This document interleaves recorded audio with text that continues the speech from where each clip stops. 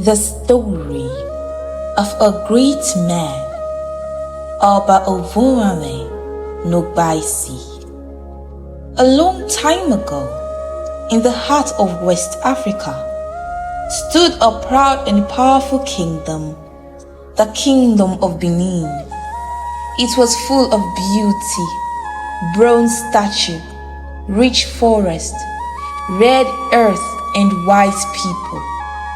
The land was peaceful, under the rule of great kings, and among them rose one who would be remembered forever, Oba Ovonramwen Nogbaisi.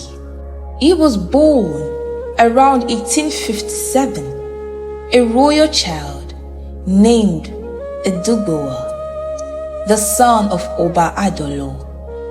From a young age, he was quiet and thoughtful, with eyes that saw deep into people's heart. When his father died, the people crowned him king in 1888, and he took the name Ovonramwen, which means the rising sun that spreads over all. He became the 35th Oba of Benin, and the kingdom shone again under his light. But while Ovonramwen ruled with strength and wisdom, far across the seas, powerful strangers from Britain were watching. They wanted the oil, the ivory, the rubber, and the wealth that Benin carried. They also wanted control. Slowly, they began to press into the kingdom, asking for trade deals, demanding gifts, threatening war. But Ovonramwen stood his ground. He said no to those who wanted to rob his land. He refused to sign away his people's power. He closed the kingdom gate to the foreigners. He chose dignity over fear. Then came the day that broke everything.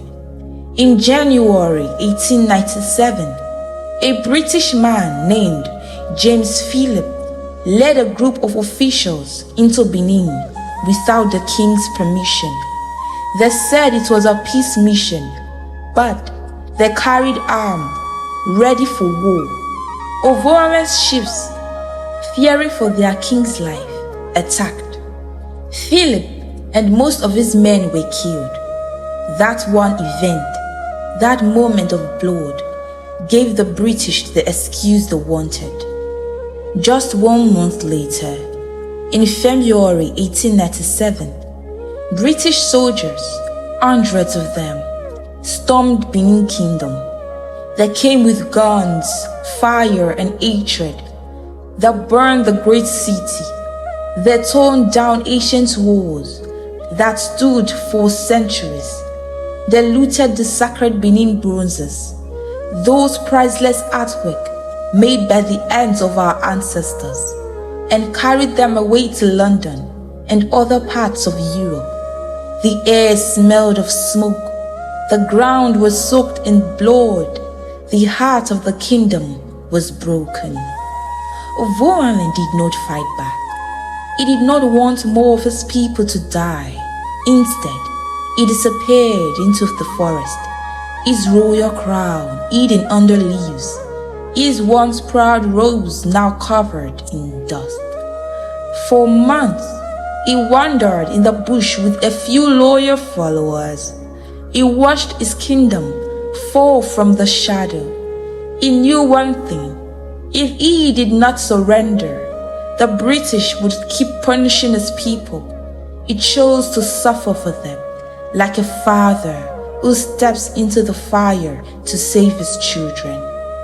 On the 5th of August, 1897, Ovonramwen walked into the city he once ruled. He wore his finest royal clothes, his coral beads glowing in the sun, riding a royal carriage as his people wept around him. Hundreds came to see him, broken but proud. He offered the British oil.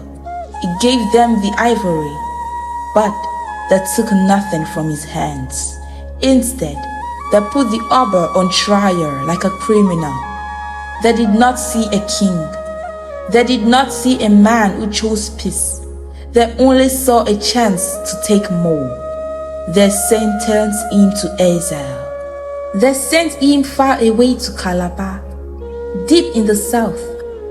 There, in a quiet house, he lived the rest of his days with two of his loyal queens, Egbe and Agobayi. He woke each morning without the sound of royal drums. No chiefs bowed before him. No people danced in the palace. He was a king with no kingdom. Sometimes he would sit by the window and stare at the trees, remembering the beauty of Benin, the voices of his people, the smell of his palace garden. He died in January 1914, a broken king, but never a weak one. His body was later returned home to be buried with the honor he deserved. Oba Ovonramwen may have lost his throne, but he did not lose his dignity. His son, Eweka II, became Oba after him and worked hard to rebuild the kingdom under colonial rule. Today, we still remember Ovonramwen with pride. His story is a reminder that true kings are not the ones who win with war, but the ones who choose peace, love, and sacrifice for their people. The Benin bronzes he fought to protect are still scattered around the world, but piece by piece, they are coming back home, just like his name promised.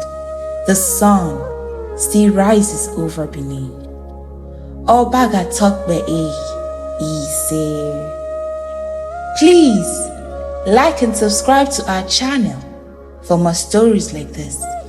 Thank you. Please like, subscribe, and share.